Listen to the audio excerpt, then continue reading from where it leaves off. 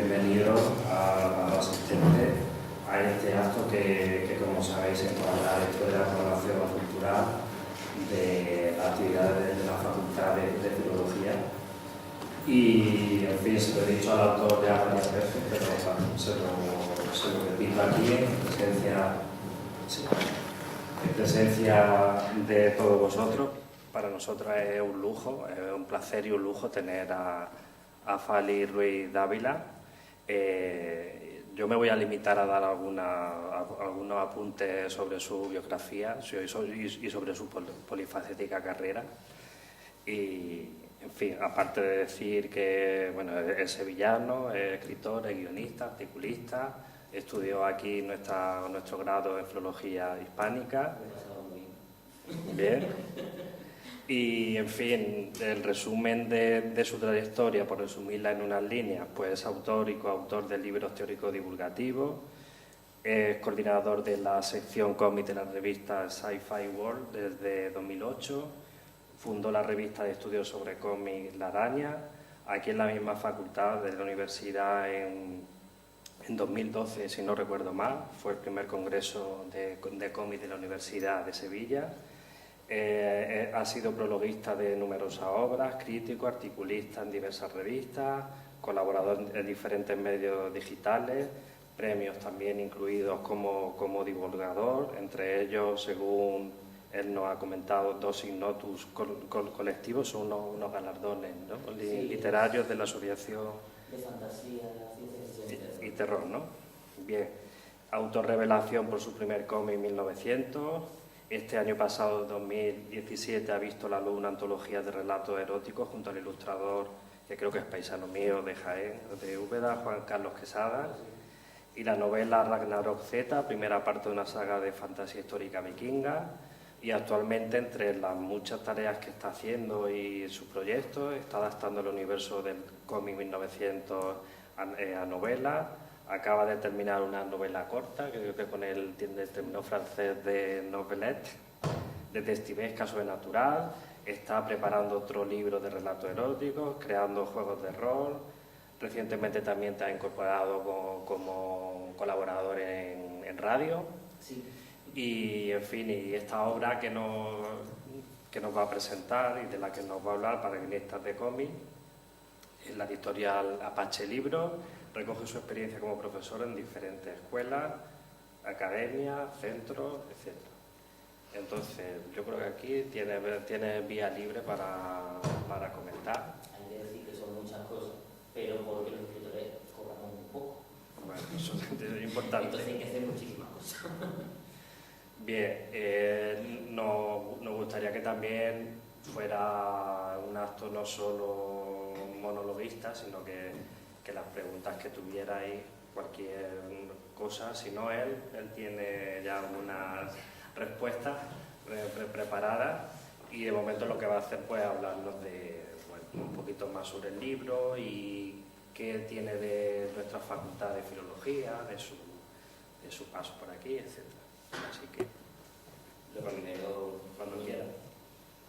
Lo primero es eso, muchas gracias, porque yo estoy aquí porque tú quisiste que viniera a presentar algún libro y no sé, la verdad es que este manual para guionistas de cómic que saqué en febrero me hacía mucha ilusión, sobre todo volver a la facultad donde estudié y poder presentarlo, no sé, es importante. Además sé que sin lo que aprendí aquí no podría haberlo escrito, porque siempre he pensado que la mayoría de los manuales de escritura, sobre todo de los de guión, que la gran mayoría son audiovisuales, pecan de demasiado endogámicos en cuanto a sus propios estudios. Y en la gran mayoría de manuales falta, al menos lo que yo he ido investigando y recopilando, faltan elementos como las bases, ¿no? de lo que es el contar historias. Por mucho que yo quiera dirigirlo a guionistas de cómic, es un manual aún finito y ameno, espero, dirigido sobre todo a cualquiera que quiera intentar escribir. La mayor parte del libro, o al menos la que a mí más me gusta, es la que está dedicada a narratología, porque la verdad es que la parte, yo lo siento porque no era tu asignatura, pero mis asignaturas preferidas siempre fueron narratología, teoría de la literatura, crítica literaria, y es cierto que es lo que son las asignaturas que más me ayudaron a lo que más tiempo me he dedicado, que es crítico de cómics.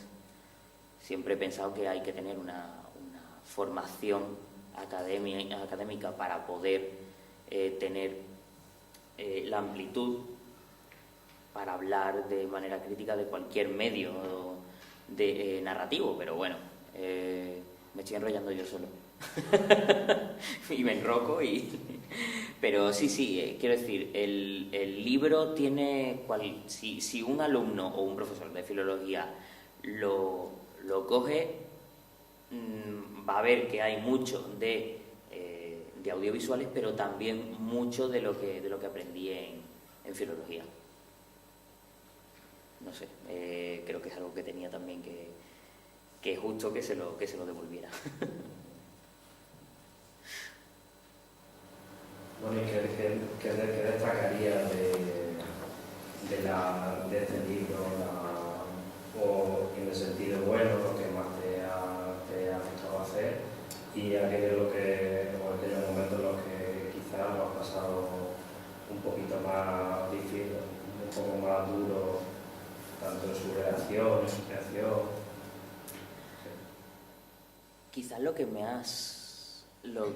como he comentado, quizás la parte del libro que más me gusta es la de la narratología, porque es la que más me ha gustado a mí, y creo que cuando no se es especialista, cuando no se ha hecho estudios de narrativa en cualquier aspecto, ¿no? Ya sea filología, ya sea audiovisuales, teatro, la narratología es algo que se le escapa a la gran mayoría de la gente. No todo el mundo sabe que hay pues una disciplina que... ¿Hablo por aquí? Vale.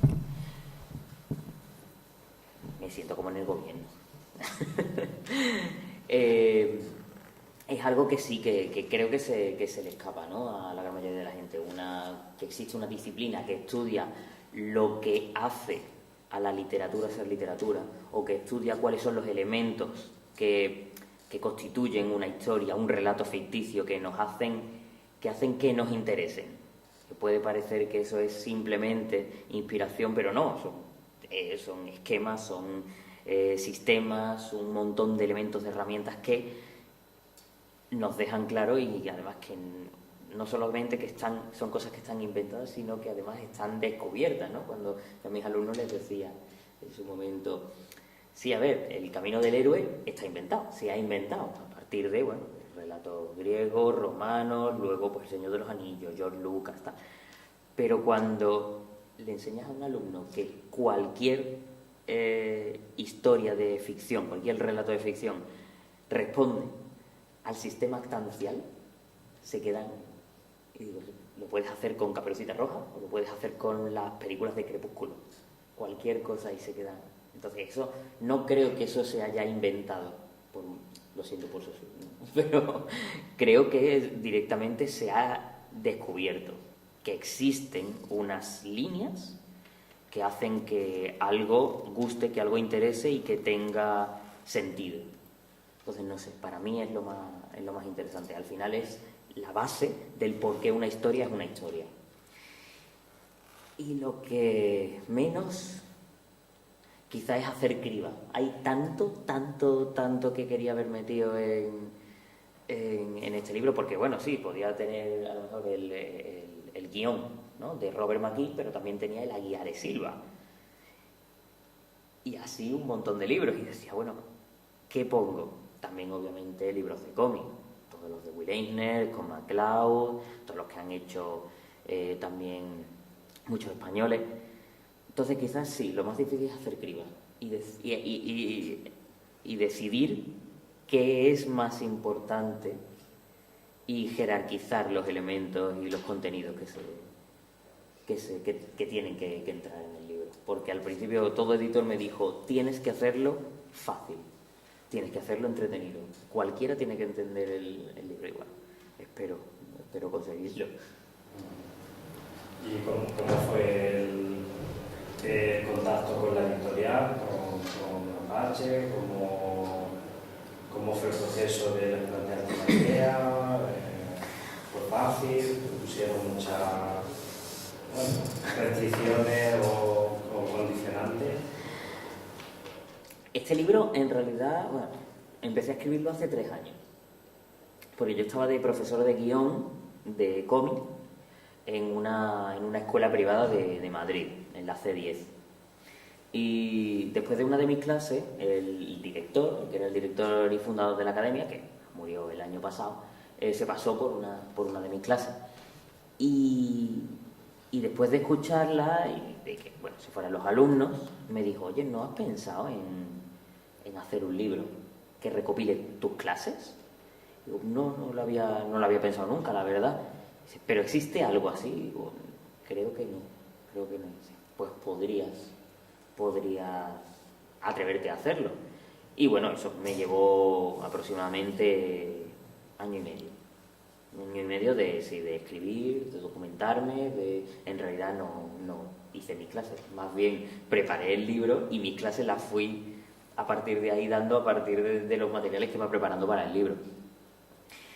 Contacté con una editorial que ya tenía una colección sobre cómo aprender a hacer cómics, pero se dedicaba sobre todo a dibujo, anatomía, perspectiva, creación de personajes, etc.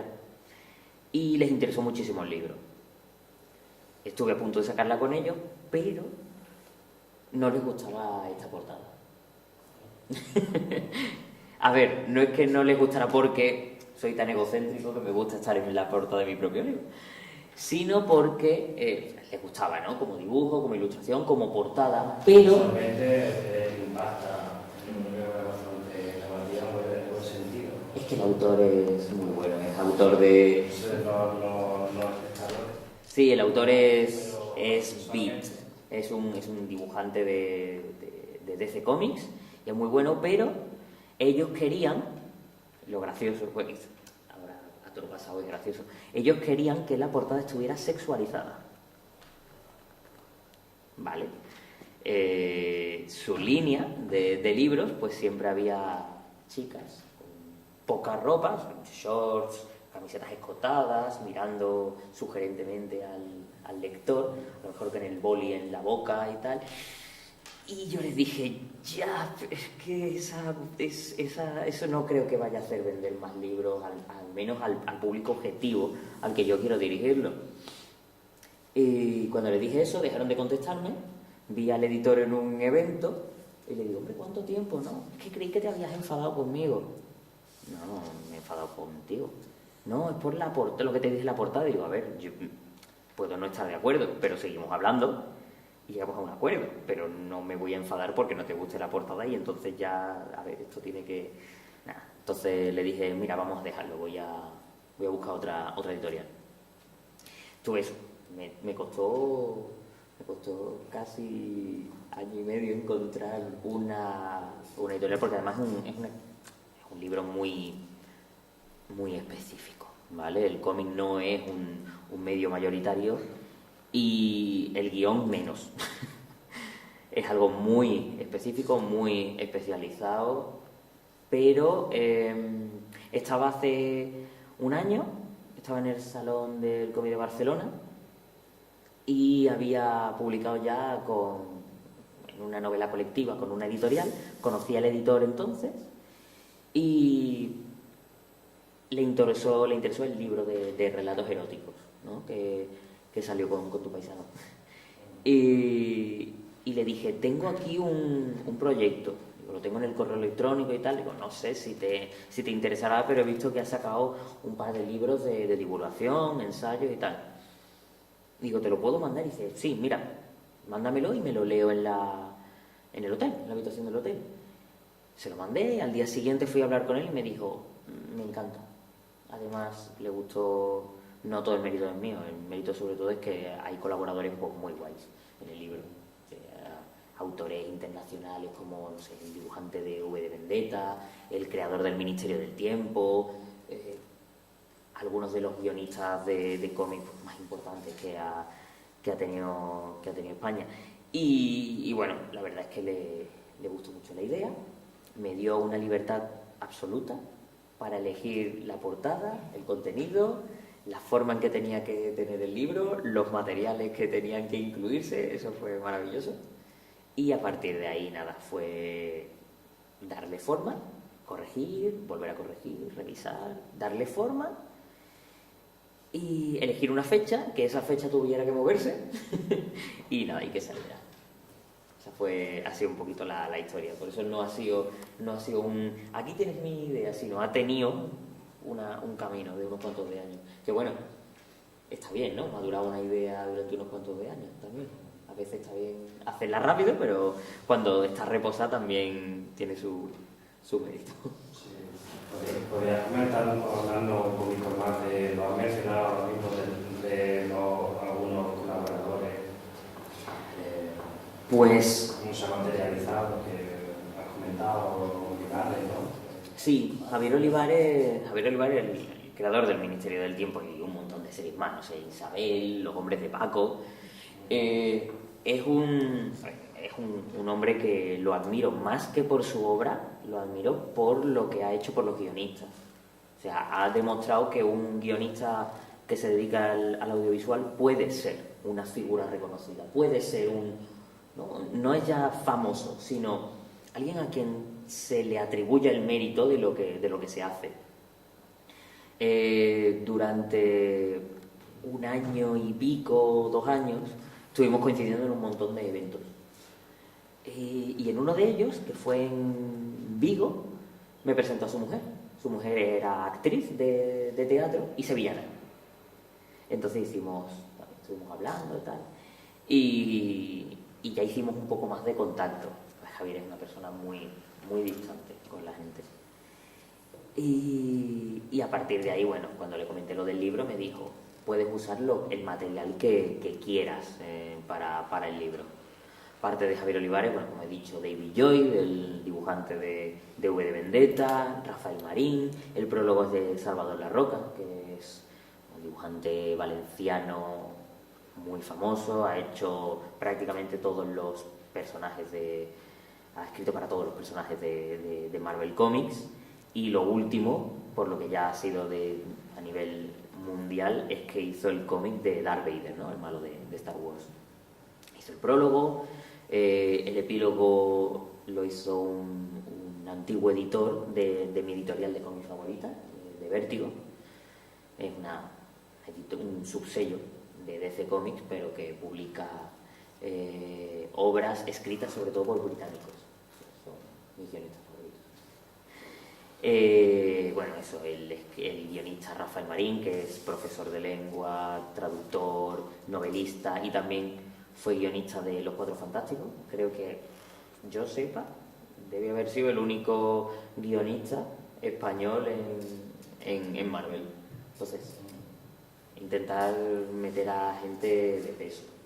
Entonces, Mike Carey, el guionista de los cómics de Lucifer, el que se han basado también por la película y tal. Eso en cuanto a escrito. Y luego dibujo, bueno, pues he intentado tirar de amigos que son dibujantes, portadistas, que me han hecho favor, me han dado material para que pueda ilustrar el libro con ejemplos. Algunos incluso, Sergio Bleda, un amigo que es de Albacete, vive en Valencia y ha ganado ahora seguidos 2 premios al mejor álbum ilustrado de España, pues me dio material inédito de cómo él se estructura un guión sobre la marcha, cómo lo va colocando, cómo hace guiones gráficos, escaletas. No sé, yo estoy muy contento de lo arropado que me he sentido con los colaboradores, porque son muy grandes en comparación conmigo. A ver, cualquiera es grande en comparación conmigo, ¿no? Pero aquí vas. Bien. Y aunque yo lo he mencionado muy ligeramente en la presentación, pero quería que animara aunque mis estudiantes parece que no me han acompañado mucho, salvo Julia que está al fondo. Te has ganado un punto más seguro. Pero que comentaras que, bueno, que a partir de tu estudio de filología, ¿qué puede hacer alguien que te interese? No digo ya solo profesor o guionista, pero sino en tu ámbito, qué tiene que hacer, cómo se puede manejar, pues no sé, por ejemplo, ahora en redes, a qué citas citas culturales o eventos, o cómo tiene que formarse también, en fin, algo práctico también para que... A mí me daba mucha rabia cuando decían en la carrera, ¿no? Me daba mucha rabia que en la carrera o la gran mayoría de gente por la calle, filología, ¿quieres ser profesor de lengua? No, no quiero ser profesor de lengua, sé que tú eres profesor de lengua. Pero no he querido nunca ser profesor de lengua porque no era lo que yo aspiraba. Me acuerdo que cuando les dije iba en el coche, camino de casa, y le dije a mi padre, que estaba allí, le dije que me iba a meter en filología porque quería escribir. Y me dijo, bueno, ¿y por qué no te metes en periodismo? Y digo, no, porque quiero aprender a escribir leyendo a gente que ha escrito bien. Y creo que filología lo que te da es una cultura brutal en todos los sentidos. Un desarrollo y sobre todo herramientas para buscarte, porque es verdad, cuando terminas filología dices tú, sabes un montón, no sabes un montón, sabes un montón sobre dónde ir a seguir buscando para seguir aprendiendo. No sé, la literatura es algo tan amplio, tan grande y tan vasto en cualquier lengua que es imposible que en ninguna carrera en 5, ni 10, ni 20 años te puedas aprender, no sé, ni un 10% de lo que existe. Pero sí te da las herramientas para aprender. Creo que lengua, lingüística, literatura, teoría, o sea, todas las áreas de filología me dieron muchas herramientas para seguir investigando, para poder formarme, para saber además tener la autocrítica de saber, o al menos tener la idea de qué materiales, qué libros, qué autores pueden ser mejores que otros, qué me puede enseñar más, dónde puedo buscar, y sobre todo el afán de seguir, ¿no? Porque sabes, a través de filología sabes que hay tanto que dices, vale, siempre voy a poder seguir aprendiendo. Yo creo que también filología te da mucha autocrítica, porque nunca, jamás te vas a poder comparar con lo que has estudiado. Nunca vas a ser Cervantes, nunca vas a ser Lope de Vega, nunca vas a ser Gabriel García Márquez. Entonces, es un bofetón de humildad continuo. Y da igual que yo haya, no sé, ¿no? Me hayan dado a lo mejor o un premio, un reconocimiento como crítico, porque nunca voy a ser Aguiar Silva, por así decirlo. No sé, Y aparte, hay que ser... Yo le doy mucha importancia a ser autodidacta. Pero ser autodidacta sabiendo qué tienes que hacer. Por eso una formación base se complementa luego con la formación que tú te das a ti mismo. Y que al menos yo creo que no debemos nunca de seguir aprendiendo.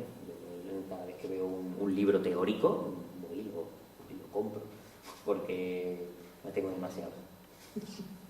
Y no dejan de salir. Pero también al mismo tiempo asistir a festivales o yo intento ir a todo. En serio, voy a conferencias, cursos, seminarios, he hecho incluso, que no me gusta llamarlos máster privados, pero bueno, cuando los haces online, por otras universidades o escuelas privadas y tal. No solamente eso, creo que uno de los sitios donde más se aprende es en las presentaciones, y no porque esto sea una presentación de un libro, Pero es verdad, en las presentaciones de libros, el autor te puede dar una visión propia y particular que no vas a ver de otra manera. Y además puedes preguntarle, que yo desde que estaba en el instituto siempre le he dado mucha importancia a eso y muchísimo valor. Cuando a mi instituto iba a lo mejor un escritor a presentar un libro, me quedaba flipado, como, ¿se le puede preguntar a alguien que ha escrito un libro? Entonces, no sé, me hace mucha ilusión. No sé si tenía alguna muestra o has dicho que traía algún... Pero son a lo mejor son garabatos que pueden ser entretenidos por ser... Pero creo que les puede interesar a los asistentes. Esto tenía muchas ganas de enseñarlo, lo metí porque, no sé, son dibujitos, pero me hacía gracia porque, no sé, ver cosas de filología, la teoría de los humores. Entonces, cuando esto va en el capítulo dedicado a la creación de personajes, porque bueno, en los manuales de cómics se suele abordar el tema de la creación de personajes, sobre todo desde el aspecto gráfico. Y no sé, siempre he pensado que más que el aspecto gráfico, para ir al origen, hay que tratar la psique, ¿no?, del personaje. Y para ello, pues siempre tiro hacia atrás y a mis alumnos se lo decía, todo lo que inventan los griegos. Cuando quieras saber algo, el origen siempre está en los griegos. Y no sé, pues lo enlazo con Carl Jung para crear los arquetipos jungianos. Luego pasamos por Vladimir Pro, los roles, y llegamos a la estrella, que siempre he dicho que eso sí, con el sistema sustancial, que lo importante no son los personajes, sino la función que desempeñan en una historia.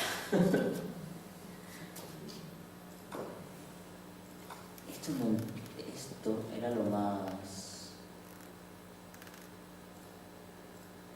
Esto es muy curioso, ¿vale?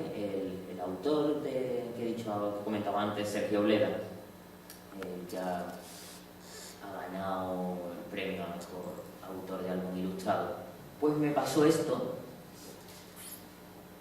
que es material totalmente inédito, porque así es como él se organiza la historia cuando él se escribe su propio guión.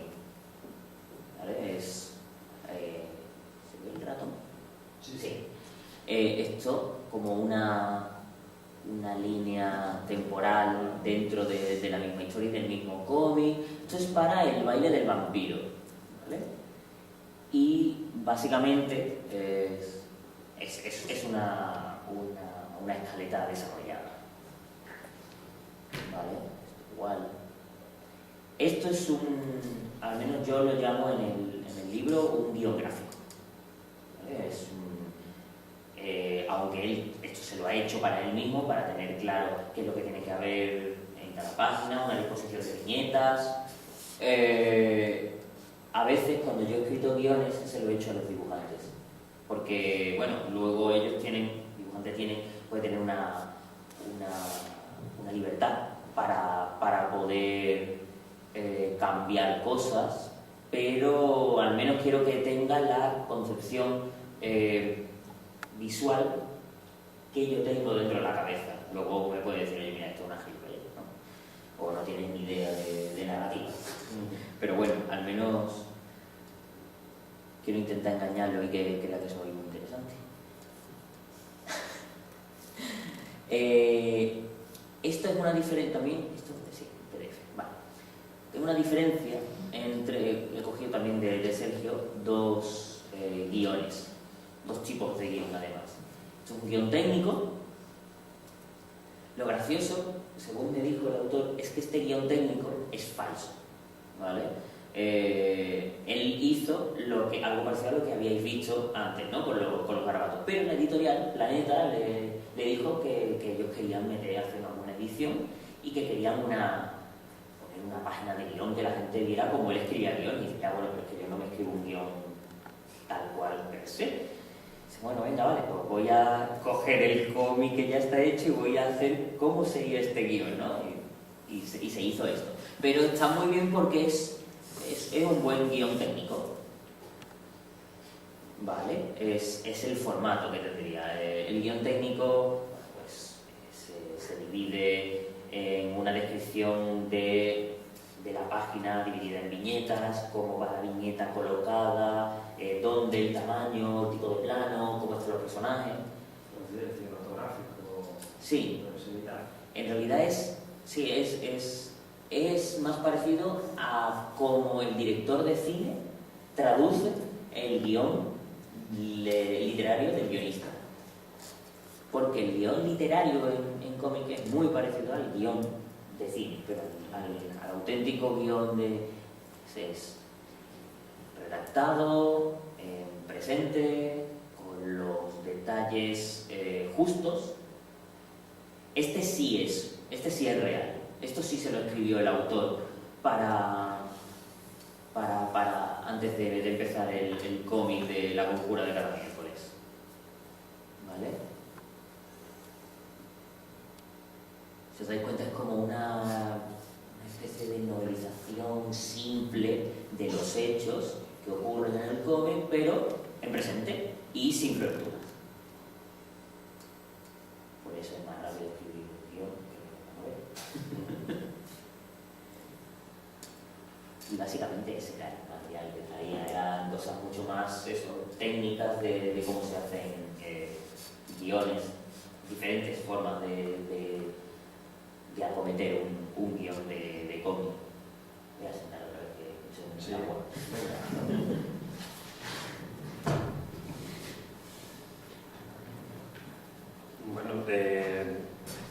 Bueno, como te he comentado en la presentación, está inmerso en las preguntas típicas del periodista. ¿Qué proyecto está inmerso ahora? Y me llama la atención los juegos de rol.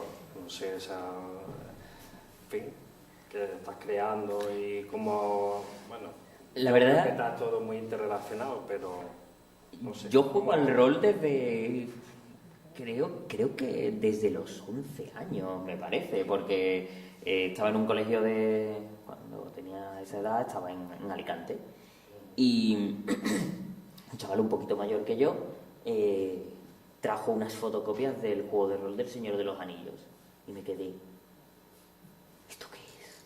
Descripciones de razas. Y porque sí, el libro del Señor de los Anillos creo que me lo había leído. Y me flipó. El formato, descripciones, es muy parecido al diseño previo de un cómic, también al diseño de videojuegos, muy parecido. Y no sé, me pareció una cosa maravillosa. Me aficioné mucho y con la edad seguí jugando. Creo que con 15 años, 14 o 15 años, hice un intento de hacer un juego de rol finito, escrito por mí y tal. Y luego, pues seguí jugando.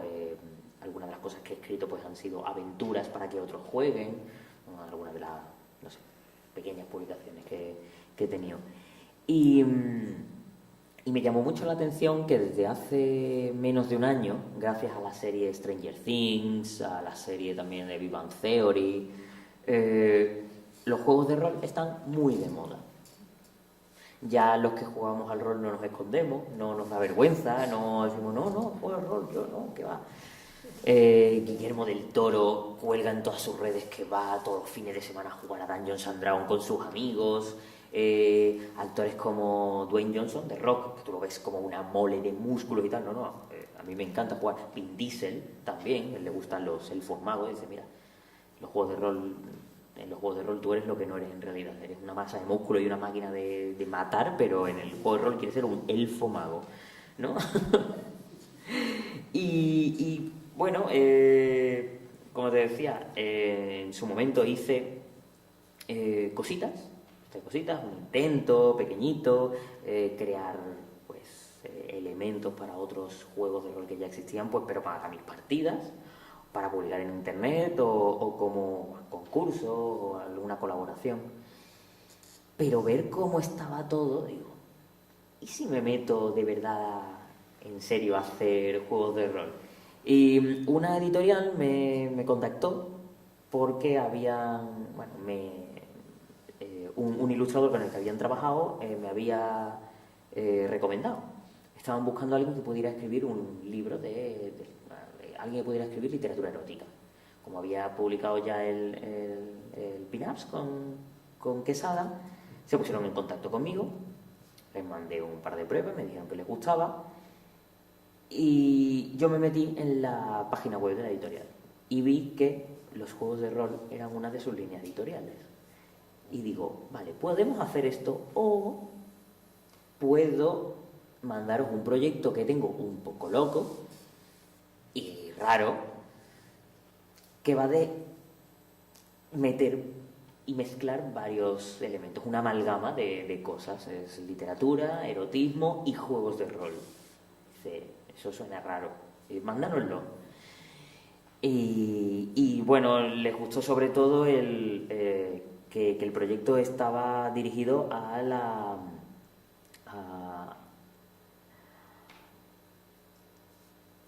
un intento de tratar y de normalizar, ¿vale?, cualquier identidad de género, identidad sexual, rol de género, orientación sexual, y me dijeron que eso era muy interesante, que pocos, sin no decir ninguno por ahora, juegos de rol habían podido, lo habían tocado y que vale, que vamos allá. Además le estoy metiendo, porque lo estoy escribiendo ahora mismo, estoy metiendo una cantidad de humor, bueno, a raudales y no sé, a ver qué tal. Le he pedido a Sergio Bleda, le he pedido que me haga la portada y un chaval de Tenerife está haciendo las ilustraciones interiores, chaval que hace unas ilustraciones muy pastel, bucólicas, todo muy, no sé, diferente, la verdad. Entonces, ahí es donde estoy ahora mismo metido. Bueno, ¿y cómo ves la perspectiva de que la persona que quiera dedicarse al cómic? Creo que lo he dicho antes, que cobramos muy poco, ¿no? Somos pobres. Sí. Lo que pasa es que es bonito. Cuando te puedes dedicar o te consigues dedicar a algo que te gusta, es bonito. Eso es no sé, creo que de las cosas más importantes que hay. Que tú lo que hagas, lo hagas feliz, lo hagas contento. Entonces, no, como dice mi padre, si te gusta lo que haces, no te da la sensación de que estás trabajando. Entonces, bueno, sí, si alguien quiere dedicarse al mundo del cómic, yo lo primero es cierto que diría que las salidas son mucho mayores y más fáciles si eres dibujante, ¿vale? Mucho más. Es más, hay muchísimos españoles dibujantes en Estados Unidos, incluso en Japón, que han llegado y tal, Francia, Bélgica. Es una salida, una buena salida. Como guionista, no es una buena salida. No es una buena salida. Es una salida, sinceramente, una salida complementaria. A mí me costó darme cuenta, pero hay que diversificar. Yo siempre aconsejo que si te gusta escribir, escribas. Pero da igual, que escribas, que además no sabes a dónde te puede llegar. No sé, yo empecé haciendo divulgación.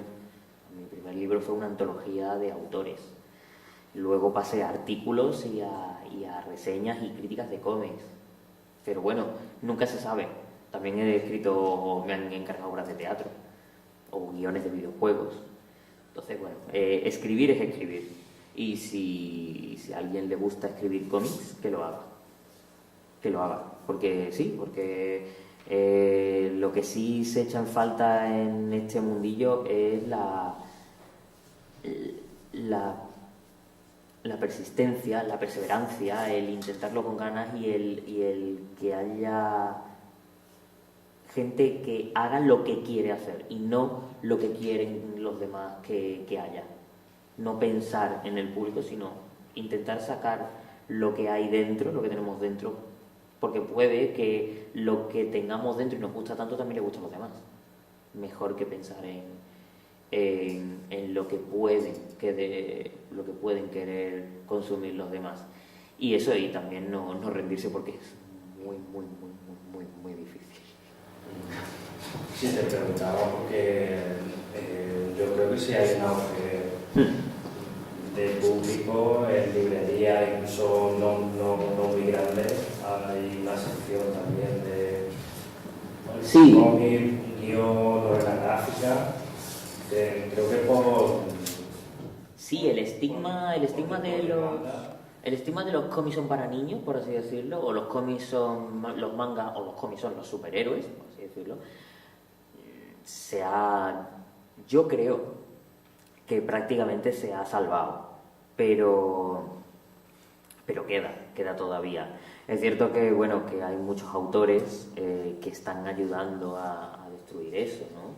A demostrar que el cómic es un medio narrativo tan loable como cualquier otro y tan válido. Entonces es una manera de contar cosas, es una manera de contar historias y también una manera muy particular. Hay cosas que no se pueden, hay historias, hay cómics que están escritos y están dibujados, están hechos de tal manera que no se podrían hacer exactamente, no podrían tener su homólogo en cualquier otro medio. Ya lo decía Alan Moore, me parece muy bien que se haya hecho una película de Watchmen, pero lo que han hecho es una película sobre la historia de Watchmen, no el cómic, porque el cómic está hecho y está pensado para hacer un cómic, porque esa narrativa no puedes traspasarla a otro medio tan fácilmente. Entonces, creo que sí, el cómic va poco a poco teniendo su parcela. Y también quizá es que tiene que haber una base. Los niños tienen que conocer los cómics, pero claro, si ya hasta dejan de leer cualquier otro libro porque tienen los videojuegos, entonces bueno, los videojuegos, cualquier cosa que tengan en el móvil, es que es difícil, no sé, pero creo que en la base de los lectores es donde está la esperanza. Al ser muy visual, Sí. también es algo que puede enganchar, que no entiendan si el guión tiene una complejidad, Hombre, una media complejidad, por lo menos con las imágenes. El cómic es una herramienta muy poderosa, ya no solamente como entretenimiento, sino uno de los colaboradores del libro, el dibujante de V de Vendetta, estuvimos hablando que el cómic sobre todo tiene una capacidad didáctica muy grande. Es más, yo he pensado que a través del cómic se puede enseñar cualquier cosa, tirando obviamente, ¿no?, de una base de semiología, pero es que el cómic es básicamente semiología, una relación clara de significante y significado, porque lo vemos. O sea, hay una idea, pero está dibujada y nosotros tenemos que entender eso. Y no solamente lo dibujado, sino también lo que se dice. O sea, ese elemento de un globo que sale con un piquito de la boca de un personaje indica que está hablando. Eso es semiología también. Y eso es una herramienta, pues, más, iba a decir para idioma, pero me voy a ir a una base más aún. Cuando estamos en el avión, en el sillón, ¿no?, la butaca de delante, pues las instrucciones de lo que hay que hacer cuando puede haber un accidente es un cómic, porque son viñetas, son secuencias, son bocadillos, son flechas y utiliza todo el lenguaje, todas las señales y los símbolos. Entonces sí, es un elemento, es un medio muy fuerte, con mucho potencial, pero hay que explotarlo. Hay que explotarlo mucho. Bueno, yo una última pregunta que quería hacerte y pasarle al público también por si quiere hacer algún comentario, cualquier observación o cualquier pregunta. Me interesaría que me comentara un poco ahora que se habla mucho de textos multimodales que hacen que están compuestos de audio, de texto, cómo el cómic, si crees que ha entrado o si conoces alguna iniciativa que se estén haciendo en la que también los usuarios puedan para participar, que sea más interactiva, ¿no? La web, dentro de esta web 3.0. En diciembre estuve dando una charla en Alicante y se me acercaron dos personas que eran de una productora de audiolibros. Y me preguntaron que querían hablar conmigo sobre cómo pensaba yo que podría ser un audio cómic. Entonces, claro, a ver, el cómic, yo creo que una de las cosas que lo hace único es también la exclusividad que hay a la hora de leerlo. A ti te pueden leer un libro, pero y también puedes escuchar una película, puedes verla, pero si solo, por ejemplo, para ciegos, si solo oyes la película, tiene que haber una voz en off más baja que te explique qué es lo que está ocurriendo en la pantalla. El cómic sería algo así. Es más, nadie te puede leer un cómic. Para que te lean un cómic tienen que leértelo y luego enseñarte la viñeta. Entonces, y te lo enseñan. O, si es un niño pequeño, se lo colocas delante y vas leyendo mientras el niño va mirando. Es un medio muy personal. Entonces, es difícil en diferentes niveles de comunicación, la verdad, para poder traducirlo. No sé si... Y luego ha habido intentos de hacer cómics interactivos mediante DVDs, pero no han funcionado muy bien. Es más, hubo la distribuidora de cómics digitales más importante del mundo, Comixology, empezó teniendo cómics interactivos en los que simplemente lo que era interactivo era la lectura. Entonces, en lugar de ver toda la pantalla, o sea, toda la página con todas las viñetas para leer, íbamos pasando y iban apareciendo una viñeta, otra, luego otra, aparecía el bocadillo y te iban dando el orden en el que tenías que leer y ver el cómic. Claro, eso rompía el sentido de que la unidad narrativa del cómic es la página, o diría más la doble página, porque igual que hay encabalgamientos en poesía, hay un cierto encabalgamiento entre el final de una página y el comienzo de la siguiente, porque se habla también del suspense o el cliffhanger, ¿no?, que pueda haber entre el salto del final de una al principio de otra. Eso se pierde. Entonces, rectificaron y cada vez hay más cómics que lo que te hacen es darte la página y que tú puedas, en el móvil o en la tablet, ¿no?, cliquear o abrir o acercar, hacer zoom con los dedos. Sí. Es mi opinión. Es difícil. Sí, y porque también está ligada al papel, supongo. Sí, pero... Soporte... No sé, yo he leído bastante... Todos los que leemos cómics somos unos románticos del papel. Todos. Y los creadores más. Pero sabemos que el papel en algún momento desaparecerá. O será un artículo de lujo con un precio tan desorbitado que no será una opción.